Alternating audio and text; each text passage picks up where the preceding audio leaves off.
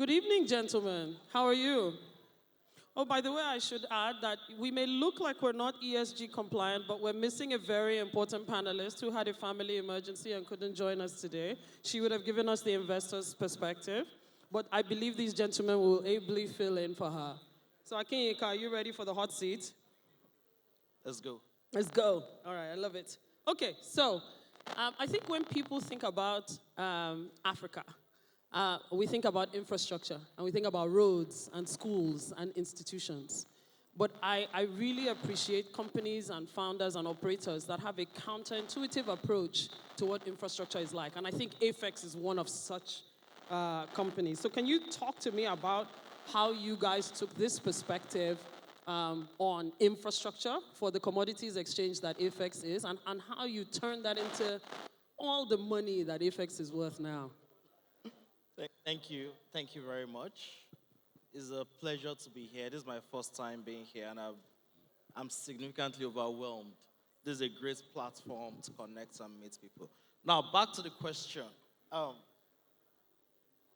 Yes, indeed, we took a counterintuitive approach to developing this ecosystem. And one of the key things for us is the fact that we realize that this is a long game. It's something we want to come in, just do one or two things and then get out. And it's good to bear in mind that the commodities ecosystem has been around for decades, if not centuries. My great-grandfather probably traded commodities. They've been doing it since forever. The great pyramids of rice that you see in the north, granules, they've been doing it since forever. So we're not coming with, it's not a rocket science approach to what we wanted to build at AFEX when we started the business. But it's more around how do we unlock more value in this informal market.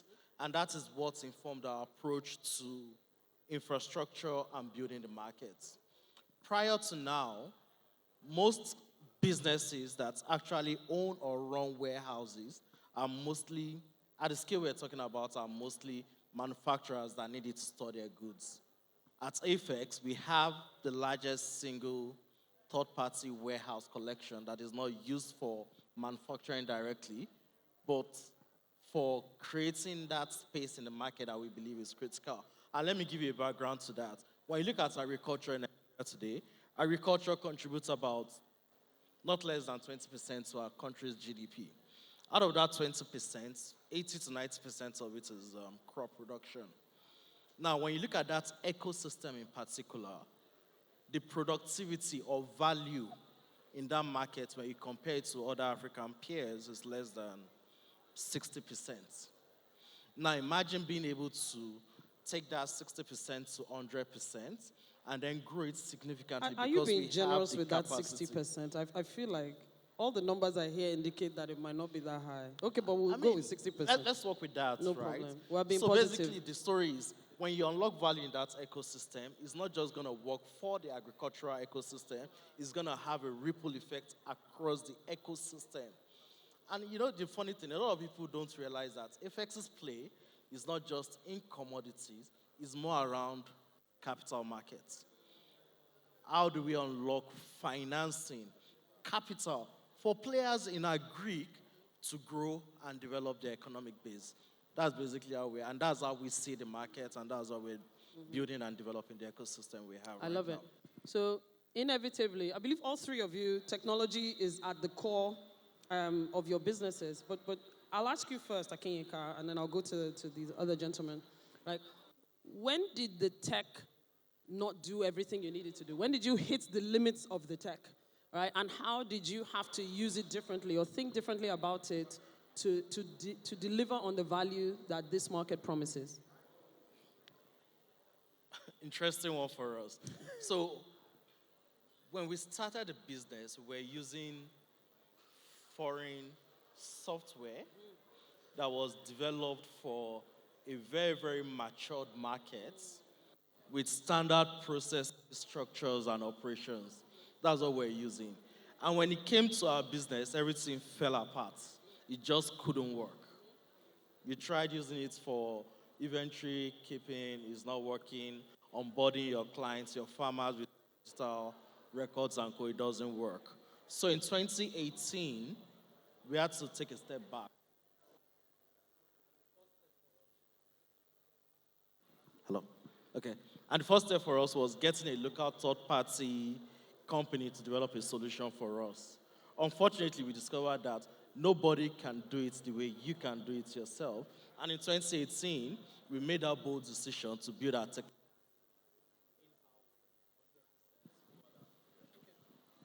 Okay, thank you so much for explaining that to us. Hi, Deepankar. So OmniBiz has basically digitized supply chains for FMCG, so it now becomes easier for large FMCG companies to follow their supply chains all the way through to the end retailer. That's what OmniBiz has been so great at doing. So maybe you can answer the same question. Where did you hit the technology limits? And then we'll go to other stuff related to OmniBiz.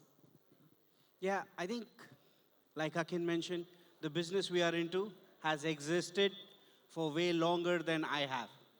My forefathers were consuming FMCG products, and I'm sure for the next couple of generations, it's going to be the same distribution model. Why we got into this business is because the decentralized data or unavailability of data is a very big problem. And technology is at the core of the solution. Now, what that means is we are not doing cryptocurrency or a digital payment gateway where everything happens online in a server. We are genuinely talking about digitizing the operational activities that take place on ground. So it's a very high intensity operational business, but at any point in time, the tech does not go off. So we are a continuous technology. We move data from the manufacturers to the distributors, to the logistics providers, and then finally to the retailers. So much so that this data can help them do their business more efficiently. This data can tell those warehousing companies who've been warehousing for decades what to warehouse, how to warehouse, in what quantities, and with what capital. I think that's why it's at the core of our system, but it's not the business. So sorry. I'm so sorry, lady and gentlemen, so sorry. Please, hello? Hello? Hello? Okay, please, we need everyone seated, please. We have guests who have come from far and wide to share their experience at this event. Please, it's only proper that we sit down, and there will be time for networking. But for now, please, can we stop serving the drinks? Can we have everyone seated? Full attention on this side, please. We'd really appreciate that. Thank you.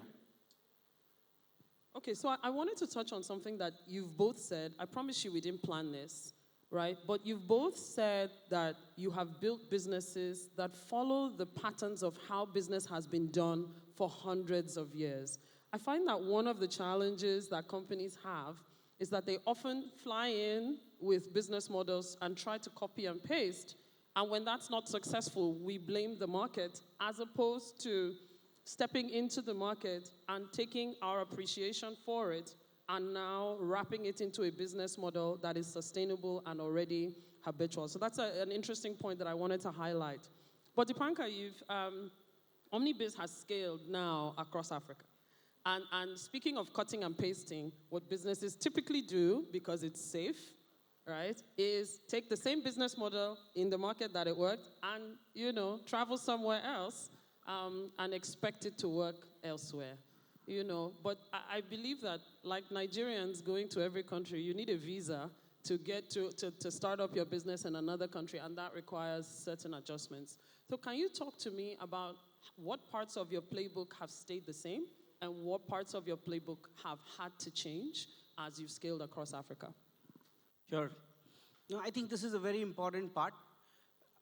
Buying and selling happens across not just Africa, globally, and terms are still the same. What we realized is not just going outside Nigeria, even going from Lagos to Kano or Lagos to Port Harcourt, there were a lot of changes in the way trade was being done, the behavior the sort of products that we're selling. What we realized is the architecture of the technology we have built can be reused in different locations. What you have to do is localize that product for that place. Localization is predominantly driven by the culture, the people, the language, the currency, the payment licenses, which is a very important one. In Nigeria, and I must comment, in Nigeria, it is easier to do payments. When you go outside Nigeria, you realize how difficult it is to do digital payments in other parts of Africa.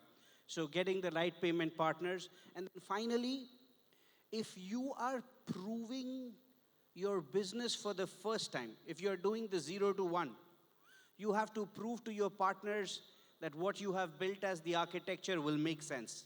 Luckily for us, we started our business in what we call the largest and also one of the toughest economies in Africa. When we proved to the largest FMCG players that we can deliver value for them in Nigeria, we didn't have to prove it again, that they should partner with us in Ghana or in Ivory Coast or in Senegal. It became normal, natural. When we had the infrastructure of warehousing partners, we had the payment infrastructure, they were more than happy to bring their products and support to lay on the platform and service their customer base. Okay. Thank you so much for that.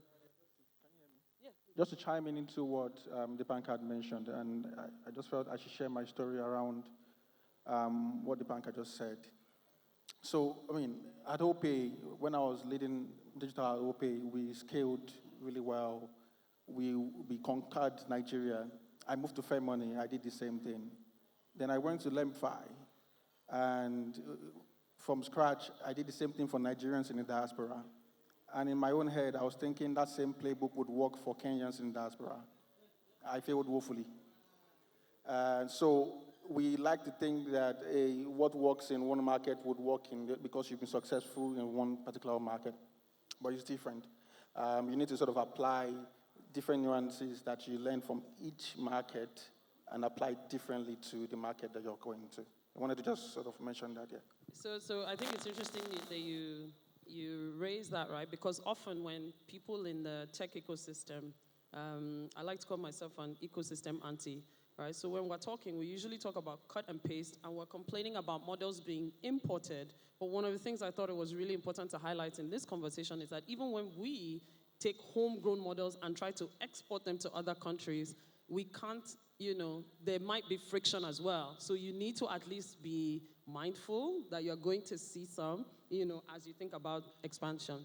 But, Richard, now that you've got the mic, I want to, you're in the remittance business, right? And whether you like it or not, you are in multiple countries, right? So immediately, it's not a question of have you entered these countries? It's a question of how many countries are you starting with, right, for your business to be successful. But it's also a really crowded market. I know a lot of people think we should stop talking about fintech. I'm of a different opinion, because if we don't have fintech, right, no other anything tech can grow. But please, can you talk to me about how Raenest stands out in a very crowded market? In fact, you've worked for some of the people in that same crowd. So tell me how Raenest sets itself apart when you're in a market where you have good competitors and you have terrible competitors who just have a cheaper version of your product that they copied, and there's no IP protection, and customers just go for whoever is cheapest at the time. So can you talk to me about how you approach that? Yeah, thank you so much for that question. I'll start with the story. And this is the reason why we started Raenest, right? My partner, Victor, was leading engineering for Argument Fund in the US. And they wanted to hire an engineer in Uganda, solid engineer, a female engineer, which is like a unicorn, really. And then, solid lady, and he had proposed that he would give this girl an offer. And then he went back to the finance team, said, oh, yeah, send this lady an offer, a contract, right? And then they said, hey, I can't pay this lady in Uganda. And that was how they lost that talented engineer. And also Victor has spent some time, interviewing or sort of recruiting for that role, could not sort of go ahead with that role. And that was why we started Raenest, to help freelancers and businesses be able to sort of connect to the global economy wherever they are in the continent. So how do we differentiate from other folks in the ecosystem today? A lot of folks focus on receiving payments, but payment is a means to an end. It does not stop at receiving. Receiving is just the means, but the end is actually how you spend that money. And that's where we are focused on. So when you receive funds via our platform, you're doing other stuff like, just saving, you're getting rewards, we give you a yield, you can spend, we have a dollar card that we give you, physical USD card. So, for example, you travel out, because again, we're trying to take care of Africans that really want to connect to the global economy. And if you think about it today, people do not support us like that anymore because of, they've tagged us as people that are doing a lot of fraud. For example, PayPal would not even support you. But what we're trying to support is connecting Africans to the global economy, because again, payment is 95% compliance and 5% technology. And what we've solved is compliance just to make foreign partners be comfortable with Africans in the continent. Yeah. So you've led us right to a very important aspect, which is trust. And I think people underestimate what trust does to shape an economy, how it affects how you scale within one country, how you scale across different countries. Now, with a product that is available to customers in multiple countries at once, like yours, how do you approach trust? Because, for instance, English-speaking Africa versus Portuguese-speaking Africa versus French-speaking Africa, we have different trust dynamics, different approaches to work. Do you guys have a philosophical approach for how you tackle trust? Trust is trust is built differently amongst different cultures and countries. I remember when we first started, if, say, for example, someone sends money to their bank account and it fails, and then you see people calling us scam on Twitter. But then over time, that has changed because, again, how you build trust is, for some different economies, trust takes time, just like, human beings as well.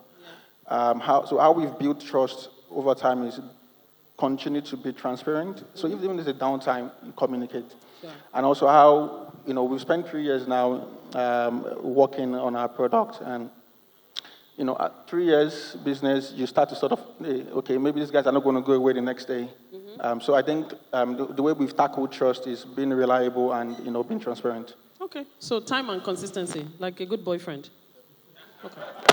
Okay, so I'll ask the last question, and you guys can pick which one you want to talk about. I want you to either talk about a myth, a playbook myth, something that people think you do all the time, but is really irrelevant, or you can talk about a trend that you think is going to fundamentally shape your business over the next 5 years. I know both of those are like, big questions. Sorry, I kind of like big questions. But please, take whichever one works for you and answer. Deepankar, if you're ready, let's go. Yeah. So I'll take the first one. You asked the question, in a crowded market, differentiation becomes very difficult. And it's important for you to differentiate. I think one of the playbook misses, which is very understated and not spoken enough about, is the right benchmarking in different categories. Nowadays, we hear about a lot of startups rolling back, scaling down, or shutting down. And this industry or this category was not profitable, or startups cannot be profitable in that business. It's taboo, but the reality is from day one, benchmarking went missing in the playbook. One fintech company, or one B2B commerce company started comparing themselves with another B2B commerce company. Their cost structure, their unit economics are like this. But like we mentioned, these businesses have been done for decades. The benchmarking should be done right with a business that has seen profitability. And I think in a playbook mix or in mentorship, that's a part which gets underplayed. And I'll take 10 seconds more and highlight, I think one of the unique trends which we see is building infrastructure. we've seen it takes time for startups. Every startup wants to grow really fast. That's what they are here for, to grow fast, to scale. But when they are building an infrastructure, they can have that differentiation, they can have that edge, they can create that milestone for themselves for the future. So focus on building the infrastructure, which not just you, but many others can use. And I think that's a trend many successful startups are in. Agree 100%. Thank you. Richard, would you like to answer? I'll just focus on the trends that I think that I'm starting to see amongst successful businesses that are sort of springing out of Africa. And I think that fintech is not just for the fintech guys anymore. And I think that I'll encourage businesses today to incorporate fintech into whatever they're doing. Because again, once you can, crack that aspect of your business where you, maybe, for example, I know Deepankar, for example, your business sort of credit access to, that's fintech, right? But then again, you just called me fintech now, but you're fintech too. Absolutely. Yeah, so I think that that's the trend I'm seeing right now. Yeah. Yeah, there's a famous guy that said everybody needs banking, but not everybody needs banks. So when people say everybody's going to be a fintech, it's not untrue. All right, last but most assuredly not the least. Okay, so when growth, so a lot of startups need growth, right? But unfortunately, in this part of the world, you don't have the capital that supports growth. And unfortunately, the solution for that is not going to come from outside. It has to come locally. Unfortunately, we don't have that solution yet.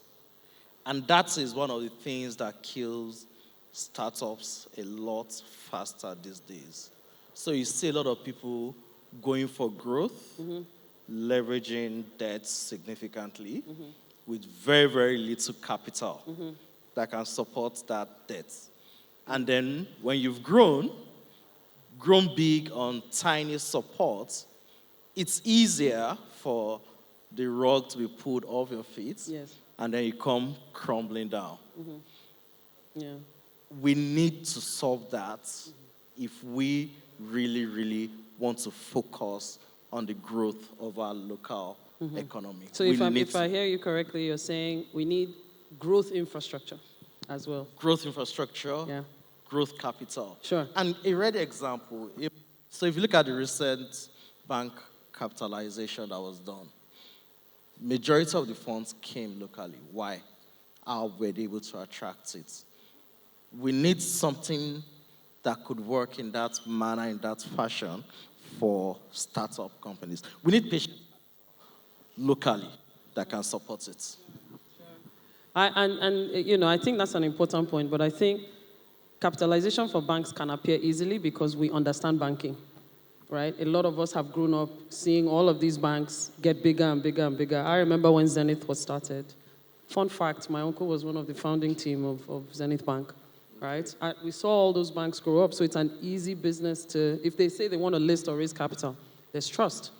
But if you say you're Uber, and maybe 0.5% of Nigerians take over, you don't have that kind of understanding and trust. So I hear you. I think we need to deepen our investment markets, but that also has to come from us knowing which business models work for us. And I think that's so ably represented by your three companies. A round of applause for my panelists, please. I don't know if we have time for any questions. This Time's Up has been read here for a second. Yeah, so we're really pressed for time. It's literally Time's Up, but Adia, you did fantastic. Thank you so much for moderating that. And of course, to our panelists.